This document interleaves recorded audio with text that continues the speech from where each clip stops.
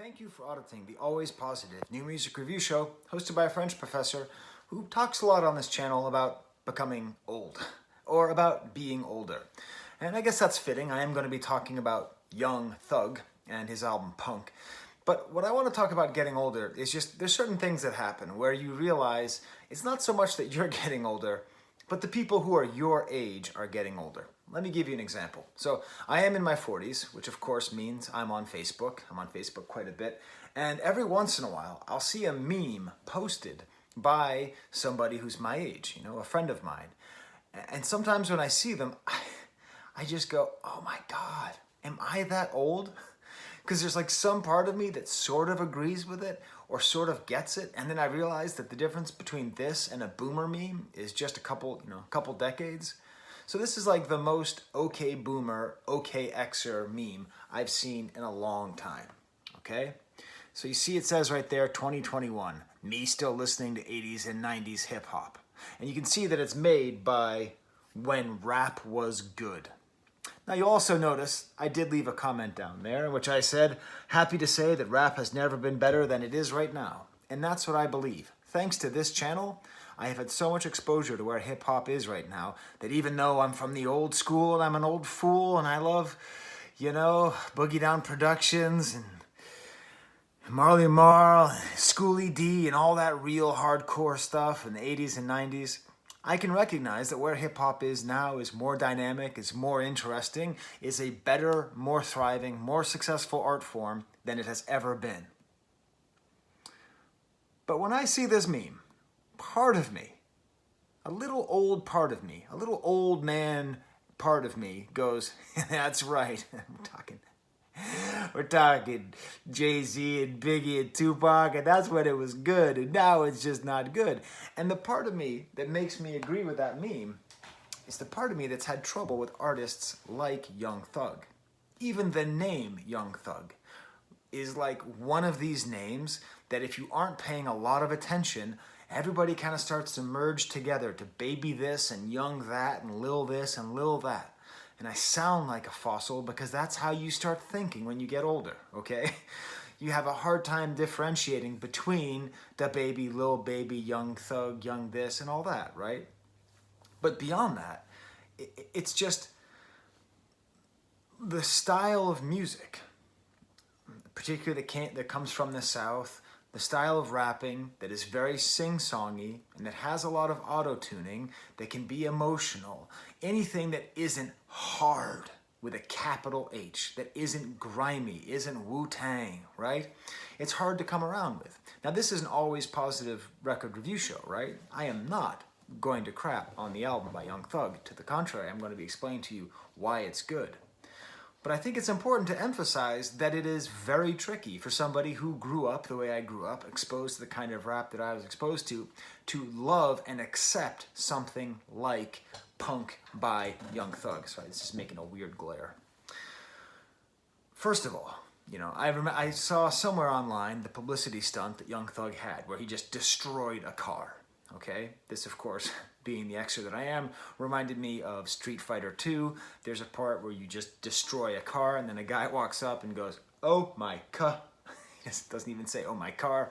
And I thought, this is great. And the album's called Punk, One second, it's a little bit jiggly if my tripod, which is a music stand, isn't right. So I'm just trying to get the camera to shake less. Sorry, I don't edit this channel in case this is your first time viewing. So you're just gonna have to bear with me while I just did that.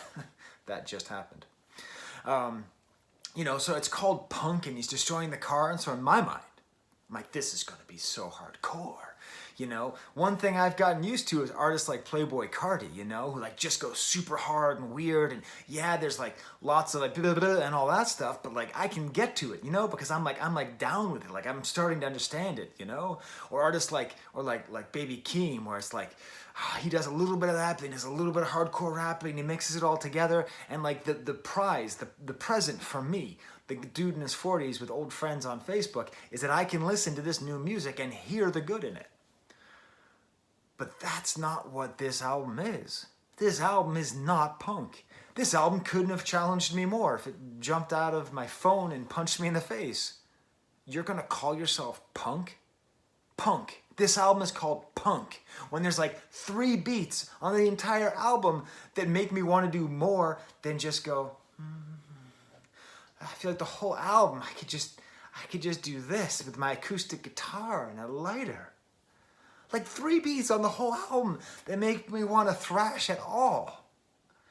This is the greatest challenge to me, because I think this is a spiritual successor to my least favorite track of the 90s.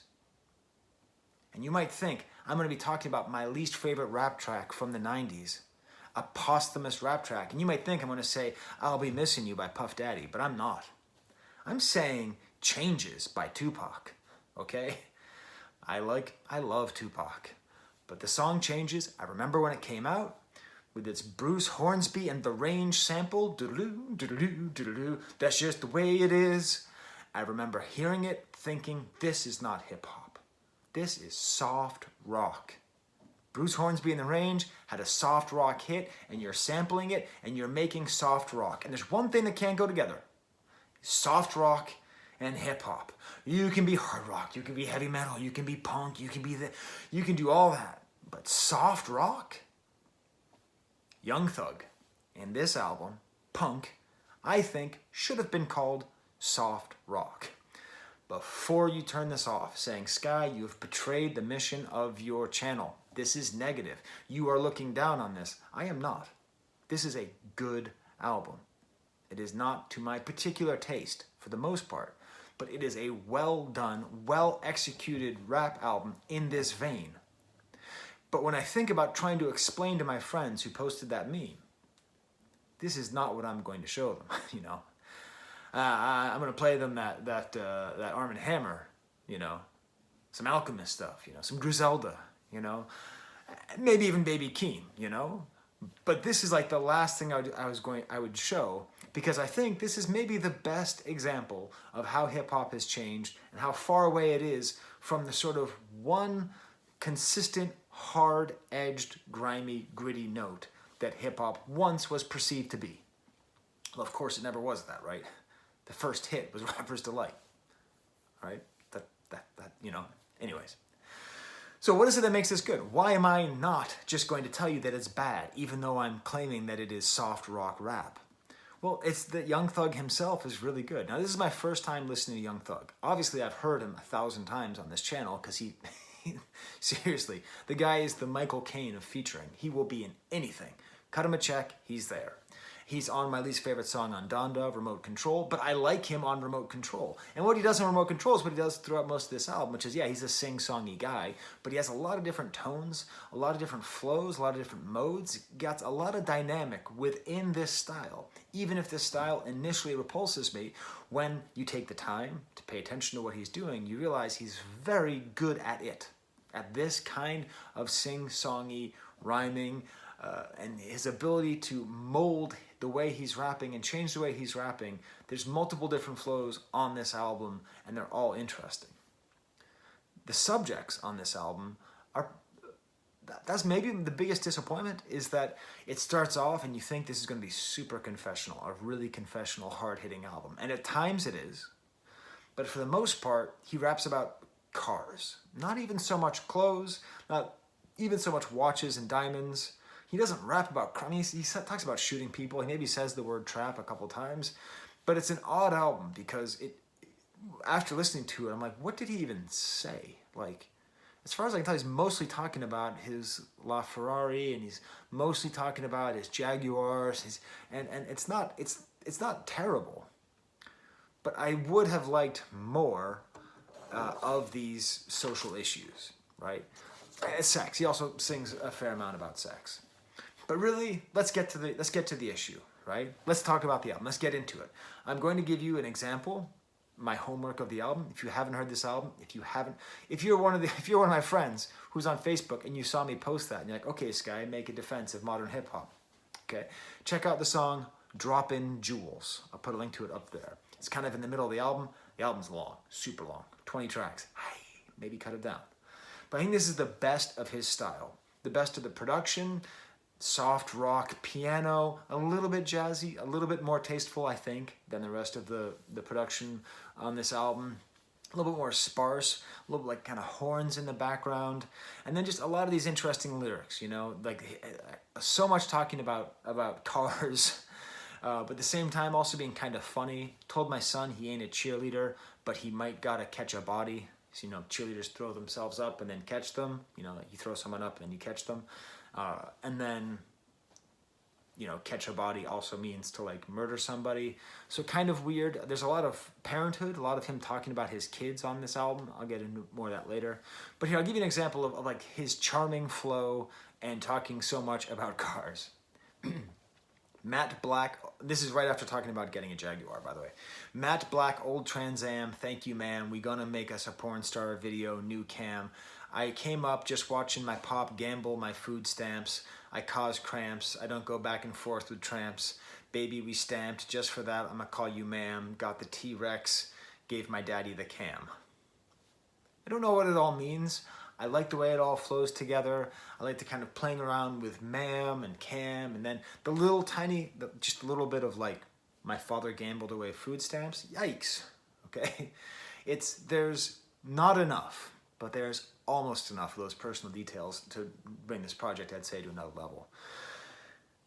So that's a good example of what this album sounds like. If you listen to this and you just fold your arms and say, hell no, that's fair, I get that. But I think it's actually more rewarding if you listen to it all the way through. Because Young Thug is very good at this, even if this is not the same thing that you thought rap was going to be when you were listening to Kool Moe Dee. I didn't mean that to rhyme. Bars. I'm gonna go through the rest of the album. Now it opens up with a song called Die Slow, and this is where I thought the album was going, and that's why the whole album was a little bit of a disappointment after the first track, because it's this very minimalist guitar played by someone named Charlie Handsome, and he's just talking about his life. And that's funny, like my mama had broke up with my dad for having another kid, and my dad come home one day and saw a car in the driveway. It was an off-duty sheriff, a deputy sheriff that my mom was effing with, and they had a few words, and it ended with my dad shooting and ended up in the hospital with a coma. So he just kind of like casually goes through a severe amount of childhood trauma, just kind of drops it out there. Even if the album doesn't fully fulfill the promise of this opening, I do think it does set the tone so that the rest of it you understand you're dealing with a very kind of fractured person. The next song, Stressed, with J. Cole and T. Shine. 2 rap albums in a row talking about cigarettes. I don't know. I do wonder if cigarette companies aren't starting to pay rappers more. Maybe they are, maybe not. J. Cole's on here. I wish this were later on in the album, because like... At a certain point, I just wanted like rappers, you know, just like people, just that old man in me just wanted someone just to come on, just him, because like this is the best verse on the album and it's not close. like it's just, you know, and then like an okay bridge, you know, with Young Thug doing this kind of like syllable play, like Papa Square. Witness, just kind of that kind of staccato stuff. T. Shine, who I don't know, another kind of sing-songy auto-tune rapper, but I really like his emotional honesty. And again, this was the sense I thought the album might be going here. I've been stressing because I still ain't buy my dad a house. I've been stressing because my girl said we can't work it out. And this is the other thing, you know, like now that I'm paying more attention to rap that I don't initially like, there's so many different variations, you know? There's so much emo rap, but this album, for the most part, isn't really emo rap. It's not really that kind of like solipsistic, like drinking cough syrup until you die and just feeling terrible about yourself and suicidal thoughts and all that. It really is emotional without quite being emo. And I think this verse is a good example of that, where he's talking about stress, but you don't get that sense of self-pity. Maybe that's the difference. Stupid Asking, Metro Boomin producing here. Metro Boomin's been everywhere. Like, I feel like every album, like, I even forgot to mention that he was on the Don Toliver and the James Blake album. Kind of another kind of guitar-based, almost like the whole album, you know, I'm talking about soft rock, it reminds me of like Jack Johnson, the Terror from Santa Barbara, who makes soulful music for preppy campfires, has that kind of feel. But I do like the chorus has kind of like anger at it seems like it's anger at himself or maybe anger at an ex. Throughout this whole song, I'm trying to figure out who is stupid. And I think he's talking about himself, being a manipulative jerk who's messing over his friends. I think that's what it is. But maybe that actually points to an interesting point about this song. It's unclear whether or not he's talking about someone else. a cool kind of beat change at the end. Recognize Real with Gunna. Another one of these guys. Another one of these rappers where, like, if you told me, Sky, you have $1,000 if you get this right. Is there a rapper named Gunna and a rapper named Lil Gunna and a rapper named Baby Gunna? I would not be able to tell you if all three existed or just one. I've heard the name Gunna everywhere. I'm happy to report he works really nicely with Young Thug. I think that's a very good duo here. Another very sweet guitar line. What I like about the production on this song is it's kind of ghostly, which I appreciate, kind of like ghostly echoes, ghostly sounds in the back. And Gunna really does play quite the tone. He does a similar thing to Young Thug, but it's very clearly not the same. Contagious is yet another mournful song. I wish Keeping It Real were contagious, but he doesn't just say that. I wish Keeping It Real were really contagious. The question is, does anybody think that Keeping It Real is contagious? But this is one of the more sad themes of the album. Is he's doubting himself, he's doubting the people around him. A little bit of a harder beat, but again, just, can we come up with the term soft rock rap? Or just soft rap? It's so funny, right? That there can be such a thing as good soft rap, when so often we associate rap with this kind of aggression and like catharsis of aggression. Peeping Out the Window with Future, a very gentle feel again. Seems to be a little bit about paranoia. You know, the image of peeping out the window makes you think about, you know, Malcolm X peeping out the window, or KRS-One peeping out the window, you know, looking through the Venetian blinds, seeing enemies everywhere. There's like a little bit of political content on this entire album, and it's mostly dedicated to not liking the police, which we see here, Jim Crow and police. Rich, N-word, S-word is with Juice WRLD. And here we have like a hard beat, like kind of out of nowhere. And this is by Pierre Bourne, and it's hard for me because I'm spending the whole album trying to get used to this soft thing, and then like this kind of hard track comes on. I'm just so happy. I'm like, oh, thank God, I kind of danced this. I kind of bought my head to it. As an 80s and a 90s kid, I don't appreciate him implying that 1996 is like Atari. Mr. Thug. By 1996, Atari was completely out of the picture, okay? The last Atari thing I bought was an Atari Jaguar handheld thing, given to me for my birthday in 1992, 93 maybe. Atari wasn't around. That's, I know it was before you were born, but it wasn't around. A very strong verse from Juice WRLD. This album is drenched in death, you know, because we got Juice WRLD, and later we'll have Mac Miller. But one of the great gifts of paying attention to rap and taking it seriously is just learning to love Juice WRLD. His voice is just so good. He has such great control over the language and how he uses his voice. It just makes me so sad that he's passed. But this is a great reminder of what he can do. Okay. Next song is called Living It Up with Post Malone and A$AP Rocky. Okay. It's got so much going against it. It's got this guitar line, it's got snaps, it's got lazy harp runs in the back. This song had me pretending so hard to hate on it. Oh my God, this is me, okay? This is me pretending, trying to hate this song before eventually giving up and loving this song, okay? John, man, Marley Marl, Marcus Marquis, real stuff back then. You know, Inspector Deck, Onyx, and back when things were good. Yeah, I guess that's kind of okay, right? Dum. I couldn't stop myself. Like, oh my God, I love this song. I'm so embarrassed. I want to kick my own ass because I like this song so much. I look down on myself for liking this song so much. It's got these snaps. It's got Post Malone. I want to hate Post Malone. I want to hate Post Malone. I don't want to like Post Malone. That's bad for myself. But he's great. His chorus is great. This whole song is awesome. And it's like everything that I would think that I would hate, but it's just so well done. And in particular, just this line of in this post-chorus, just when you have this da-da-da-da, da-da-da-da, dum. It just broke me down, and I ended up loving it. And it's the kind of thing where I just hope that this song catches on. I hope it's on the radio. I hope it's playing in the supermarket. Like, it's just awesome. You know, like Post Malone's chorus is great. 1 is too many, 100 is not enough. Great kind of problems that we're having with our land of plenty. Young Thug's verse is excellent. Why is it hard for you to cry when we rich? Interesting question. A$AP Rocky's doing something interesting, cool. He's kind of auto-tuned singing, and then he kind of switches modes and goes to actually rapping, and then just echoes this whole dumb, dumb, dumb thing that Post Malone's got going in the post-chorus with dump, dump, dump, and the faux fizzy on the pump, pump, pump. That's my reward. My reward is I get to take this guy, the guy in the meme, who's all sitting there, shaking his head, thinking about Radio Raheem, saying how things used to be with the Public Enemy days. And now, I could just give up and say, dumb, dumb, dumb. It's a great song. Speaking of dumb, dumb, dumb, Yeah, Yeah, Yeah is the next song. This song is weird.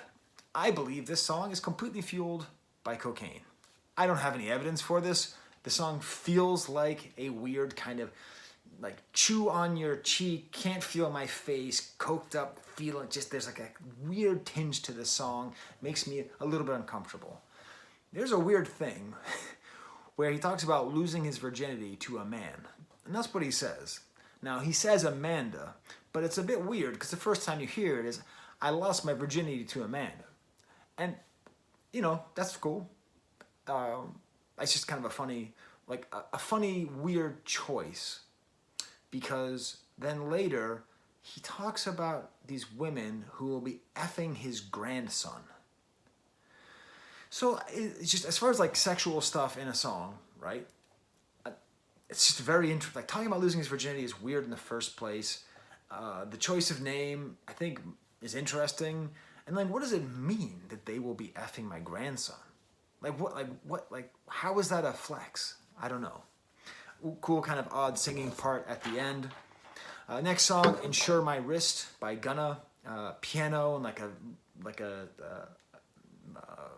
electric guitar kind of playing over it.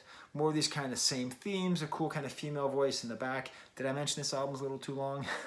Next song is called Scoliosis with O. Pretty soon, I have a lot of respect for Anthony Fantano, and we'll be talking about him at some point on this channel soon. But the thing that he does that I try not to do is focus a lot on stupid stuff that doesn't matter, like mixing, okay? But this song, I only really care about a mix of a song if it is this bad.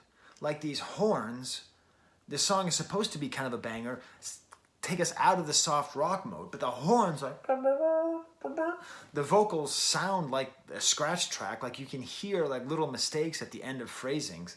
It is weird. It's just weird. It's weird to me that a song, in order for a song to be mixed poorly enough for it to bother me, it has to be really poorly mixed. And that's how I feel about this song. But it's not a bad song. I like that it's a hard beat. Again, it's kind of breaking up this soft rock feel. In a similar way, Bubbly, the next track, is another hard beat. So it's not all soft rock. This is with Drake and Travis Scott. It's got this great siren. Probably the best verse from Young Thug is on this song, I would say. Travis Scott, as always, is awesome. You know, his voice is less altered than I've normally heard.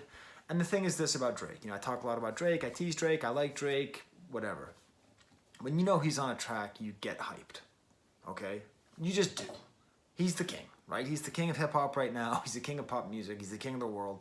You can't help but get excited for Drake's verse. Even if you hated Drake, you see featuring Drake, you know something is coming. And that's a great feeling. It's a great feeling knowing, you know, like few artists are able to make you go like, when you see featuring, you're just like, okay, wait. It's Drake, it's Jay-Z. I'd say it's just them. Like artists where you see in that little parentheses those names and like you're Pavlov's dog. You're just like getting ready for that verse. What I like here is there's a whole beat switch just to announce Drake. And Drake is great on here, right? I love Drake when he's rapping. I love him when he's featuring. And it makes this a very good, engaging song. It's not as good as that one with Post Malone. Dum, dum, dum. But it's pretty good. Road Rage is another gentle song, a little bit like louder of a trap drum beat, a little bit more edge, leads on to Faces, which is kind of a Triumph song, which is nice. Wait, I had something on my shirt, and I tried to get rid of it, and then I just spread it everywhere. Now I look like a scrub. Do you want no scrubs? A scrub is a guy who can't get no love from you. And then Droppin' Jewels, which was the song I've already discussed at some length. And this is my main problem with the album. I write out all the names of the songs first, and then while I am at the gym, I take notes on my phone. That's what I do. So, I'm like lifting weights, and I'm listening to these songs, and then in between sets or reps, I like put in my notes on each song, and then I go over to the elliptical, and I'm sitting there on the elliptical, and I put in the song. So first I put in all the tracks. It got cut off. So I thought that the album ended with Droppin' Jewels. And this is my problem. Hey, rap artists, I get it. You get more money per stream. The longer the album, the more money you make. But it's kind of a diminishing return. Because like this album doesn't need to be 20 songs long. Fifth Day Dead has got some of his most interesting stuff about his sort of weird stance on fatherhood. I got a lot of spots to recess for all my kids in the back. Playgrounds galore for my teaching, asking why all them brats. So he's like proud of spoiling his kids, but also apparently he has a fair number of children through a fair number of women. So it's also kind of a weird sort of fatherhood thing here where he's like taking care of, but also kind of neglectful, but also spoiling. At some time, I don't think it's going to be me, but somebody should really, really do an extensive take of rap artists who have many kids and rap about having many kids. So I'm not talking about like dedicated father rap, right? Like that's one thing. But there's this other thing of like, I take care of my kids, but I have a lot of kids. Like that, the representation of that family mode, that family model, I think there's a lot to it. And all throughout this album, we hear that. Icy Hot is with Doja Cat. This is a little bit cool. I like this one a lot because even though I wish the album ended a couple songs ago, it's actually more that I just think that they should have left out some of the ones I went through quickly. But this is cool because she does a lot of singing with auto-tuning. It's almost hyper pop, a weird kind of flow from Young. This is when I talk about Young Thug's ability to have different flow. Like this sounds totally different than the rest of the album. Like especially when he says, "Is you a bad B word in a Mercedes?" The way he says these lyrics, it's very unpredictable. I like Doja Cat as well. It's nice having her voice on here. The kind of rap and auto-tune. It does make me sad still that so many female rappers, one of their main things is getting men to spend money. It's just you have money. Like you don't. The whole point is that you're like you don't have to like find a man to give you money because you're rich and you're successful and you're actually more successful than men. But that's just old man Sky talking. Love You More is another super sweet song with Gunna. Nice kind of chord progression. This has a very consciously soft rock feel. So there's like this 80s drum machine feel and 80s echoey keyboard line. Like seriously, it does feel like Phil Collins might be the primary influence on a lot of this music. Hate the Game. I like the drums here. Good, like catchy and likable melody. But that all leads up to the song Day Before with Mac Miller. And this is the thing. I don't know that much about Mac Miller. I've never reviewed one of his albums. I have listened to his music and I like it. But this is a weird song because this album was recorded the day before Mac Miller died, right? And if I don't know if you actually like looked into how he died and the timeline of him dying, he's very sad in the studio, getting drugs, all this stuff. So having him here at the end definitely puts a somber edge on the whole album. So if we start off with that opening track where he talks about his dad shooting his mom and putting her in a coma or whatever, and then this kind of like sad Mac Miller verse talking about having stuff that he doesn't need. It does wrap the whole album with a kind of gravitas that the middle of the album maybe doesn't fully pull off. And again, I love the opening verse from Young Thug, just his different style, his ability to kind of go back and forth and have all different kinds of styles on different songs according to who he's rapping with or how the beat is. So there you go. My happy take on this good album, this good soft rock rap album. It is my weekend show, so that's where I definitely feature my Patreons. I take the money that they give me and I buy music. I'm not going to buy this album. I'm going to be honest. I don't like it that much. I mean, yes, I don't like it that much. I don't enjoy it that much, but I respect it for what it is. You know what I'm saying? I'm probably gonna listen to to that Dum Dum Dum song probably every day for the next couple months. So at least we got that. So anyways, thank you to all these people for helping to buy music, helping to support, because I don't take any of the money. I just use it to buy music. All right, until next time, where I will be talking about some other music. There's the camera.